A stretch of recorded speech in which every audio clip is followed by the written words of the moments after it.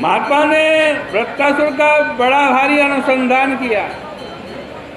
उसका वर्णन कोई मेघ के रूप में करते हैं, कोई कोहरा के रूप में करते हैं, कोई अंधकार के रूप में करते हैं और कोई आवरण के रूप में करते हैं। देवता लोग उस पर अस्त्र शस्त्र आदि से प्रहार करें तो वह उनको हाथ से पकड़ पकड़ करके मुख में डाल दे। उसकी भयंकरता देखकर देवता लोग बड़े खिन्न हुए। उन्होंने भगवान की शरण में गए। भगवान की शरण में जाकर के बोले, हे प्रभु, हम सब आपके सेवक हैं, आपकी पूजा के लिए ही सारे कर्म करते हैं। आपको छोड़कर जो दूसरों की शरण ग्रहण करता है वो मानो कुत्ते की पूंछ पकड़ करके समुद्र पार जाना चाहता है। स्वलांगोलेना तितितर्तिं सिंधुम, वह कभी भवसागर पार नहीं जा सकता। आपकी शरण के बिना जगत में किसी का कल्याण नहीं होता। आपने तो प्रलय समुद्र में भी नाव को अपने सींग से बांध करके प्रलय के पार कर दिया। ब्रह्मा का भी अज्ञानांधकार दूर किया और अपनी माया से हमारी सृष्टि की। आप युग युगांतर में नाना अवतार धारण करके हमारी रक्षा करते हैं। हम आपकी शरण में आए। सुखदेव जी महाराज कहते हैं कि इस प्रकार देवताओं की प्रार्थना सुनकर भगवान प्रकट हो गए। देवताओं ने उनको प्रणाम किया और प्रार्थना की कि महाराज, आप ही यज्ञ वीर्य हैं और आप ही तत्त कर्मों के फल को परिच्छिन्न करने वाले काल हैं। आप में यह संसार चक्र नहीं है। आप दैत्यों को अपने चक्र से मारते हैं। यज्ञ में कोई इंद्राय स्वाहा बोले, कोई पुष्णे स्वाहा बोले और चाहे कोई वरुणाय स्वाहा बोले, ये सब प्रभु आपके ही नाम है। हे विधाता, इस संसार में जो 3 प्रकार की गतियां हैं उनमें उनसे परे आपका पद है। जो आपके बाद पैदा हुआ और आपसे पहले ही मर जाएगा, वह भला आपके स्वरूप को कैसे जान सकता। हे सर्वेश्वर, हे लक्ष्मीनाथ, आप हम पर कृपा करें।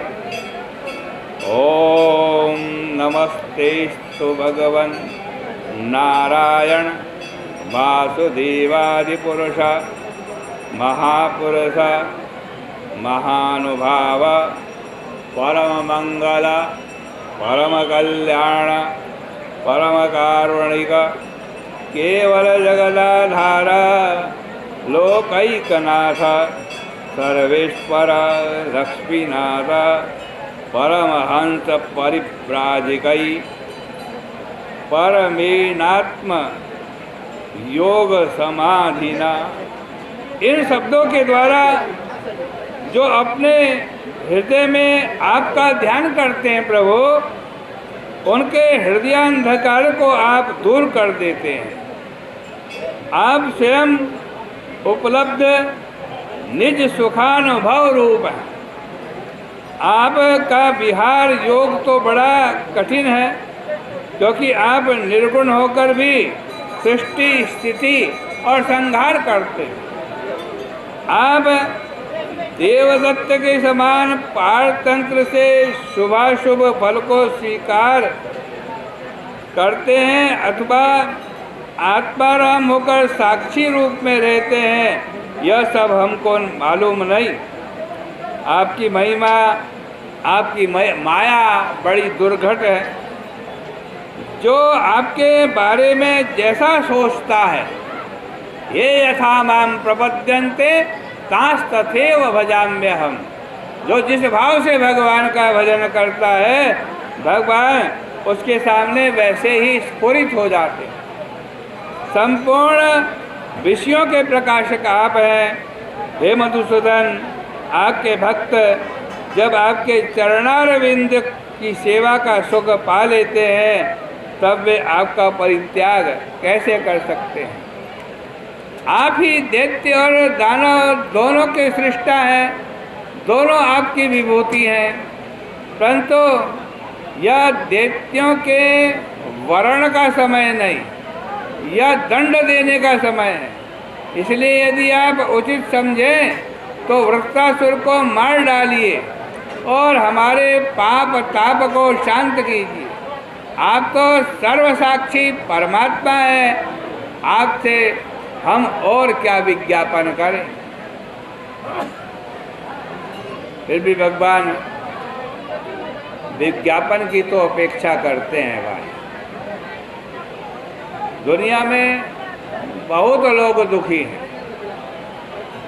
यदि भगवान अपनी आप रक्षा करने लगे तो किस किस की रक्षा करें भाई। जब उनको रक्षा करने का इतना बड़ा बखेड़ा करना पड़े तो यह दुखदायी सृष्टि बनाए ही क्यों भगवान। जीवों को पैदा ही रक्षा करने का, आज कहते हैं जीवों को पैदा ही क्यों करें भगवान। इसलिए भगवान ने एक मर्यादा बनाई है। मर्यादा, ये दुनिया है, संसार है, संसार में दुख भी है सुख भी है, दोनों चीजें। इस दुनिया में भक्त भी हैं अभक्त भी हैं, दोनों हैं। भक्त भगवान के भक्त भी हैं, अभक्त भी हैं। परंतु इनमें से जो भगवान से रक्षा की अपेक्षा करेगा, हृदय से भाव से भगवान को पुकारेगा कि ये प्रभु दौड़ो दौड़ो हमारी रक्षा करो, तो भगवान रक्षा करेंगे। जो भगवान की भक्ति करता है, भगवान उसकी रक्षा करते हैं। रक्षापेक्षा अपेक्षते। इसलिए देवताओं ने यह कहा कि आप जानते ही हैं हम किस अपेक्षा से आपकी शरण में आए हैं। वृत्तासुर तो हमारे सब हथियारों को आज खाए जा रहा है, आप उससे हमारी रक्षा कीजिए। तब भगवान बोले, देवताओं देखो, मैं तुम लोगों पर प्रसन्न हूँ, तुमने मेरी स्तुति की है, इससे मेरी भक्ति भी होती है और आत्मैश्वर्य की स्मृति भी होती है। मेरे प्रसन्न हो जाने पर कोई भी बात बाकी नहीं रह जाती।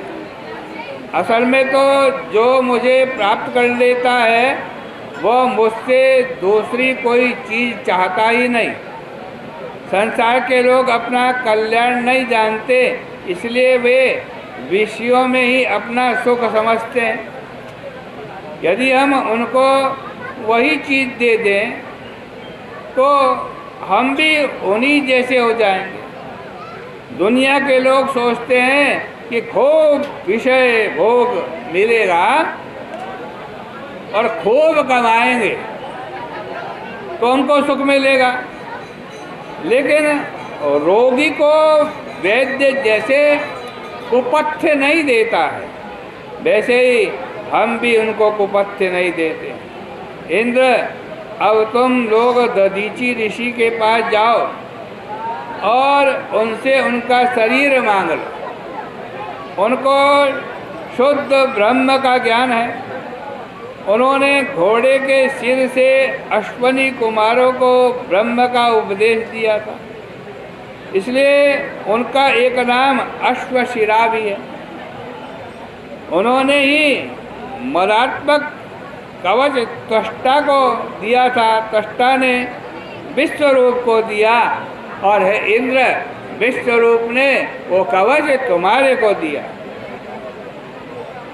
तुम में जो अश्वनी कुमार हैं वे जाकर दधीचि ऋषि से उनका अंग मांगेंगे तो वो दे देंगे।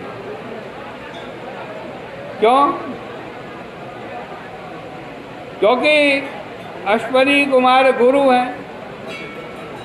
गुरु का दिया हुआ शरीर अगर गुरु ही मांगने लग जाए तो शिष्य उसे गुरु का ही मानकर दे देगा। इसलिए तुम अश्वनी कुमार के साथ जाकर मांगो।